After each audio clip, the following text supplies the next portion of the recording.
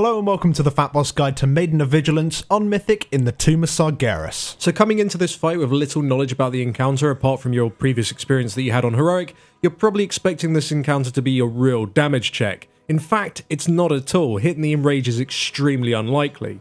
The encounter itself plays identically to Heroic, however the healing requirement has been increased significantly since the infusion debuffs deal far more ticking damage. As a result, you kinda need to bring 5 healers. But that change alone isn't enough to make it a Mythic encounter, so there are also 2 small additional changes that have huge effects on how you deal with the fight.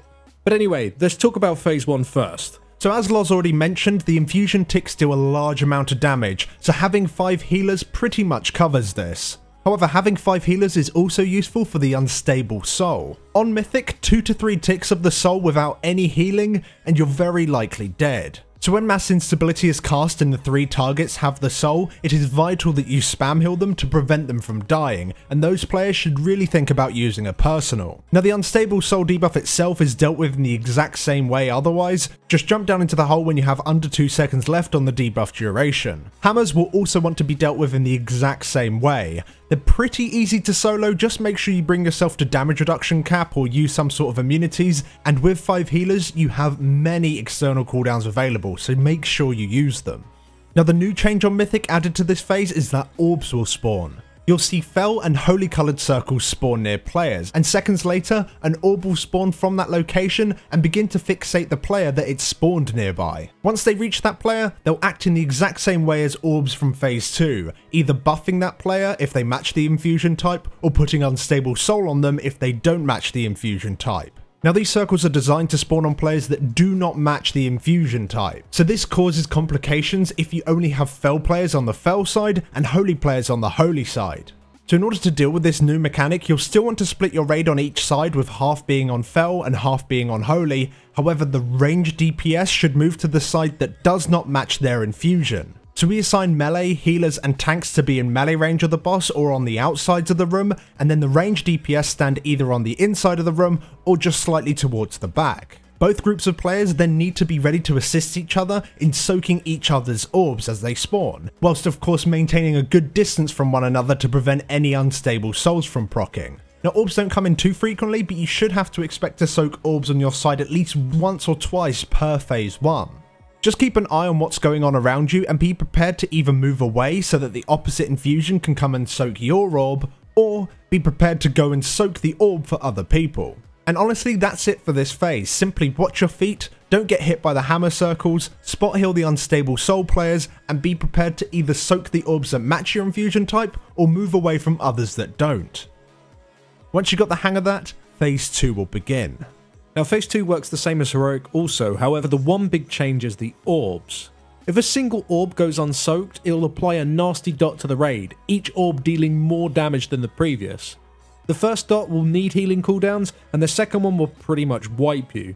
Ultimately you want none of these orbs to go off at all, which means you need to assign players to soak every single one of them. Now the moment the phase begins, we have everyone on the matching infusion side, which will be your healers and your melee DPS, move into the normal heroic positions, right in melee where the boss is channeling. We then have pre-assigned individual melee players to soak the inner, middle and outer orbs. This is assigned and called out by our raid leader before the phase even begins. If they miss an orb or soak the wrong colour, it's a wipe. Do note however, you can immune away any of the unstable soul debuffs that you get if you mess up, so keep that in mind. 20 yards or so behind the melee group we have our range DPS and tank that does not match the infusion type of that particular side. We do not assign them to soak any particular lines, they instead just simply spread out and cover it themselves. Once in position they can just stand still and catch all the orbs that the melee let through. Once all the orbs are soaked, you can simply relax and just plow damage into the boss, break the shield and interrupt her. We assign 2 healing cooldowns per phase 2, but ultimately if people stack up really quickly, it's only really the initial movement that feels kinda dangerous, so if you can cover that, you can actually save cooldowns and use them in phase 1 instead if you like, but it's not that important. Now going back to how we actually assign individual melee players, let's talk about how they're done and what potential issues that you might come across. So before phase 2 begins, and the moment that infusion is cast, we have a single player look through raid frames and assign melee to each line, vocally over voice comms. The time between the infusion cast and phase 2 is roughly 45 seconds, so you can actually take your time in doing it, but you've just got to make sure that you do it right. An example of how it's called out is simply melee player 1, inner, melee player 2, middle, melee player 3, outer, and then it's repeated again for the players on the opposite side. To see a live example of how we do this, check out our kill video, a link for that is in the description.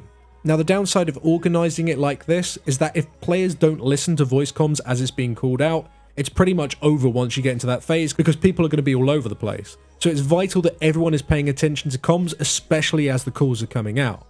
Now if you don't have 3 melee DPS available on each side to soak because, well, maybe you don't even have 6 melee players, or maybe they all have the same infusion type, then you're instead forced to assign other players.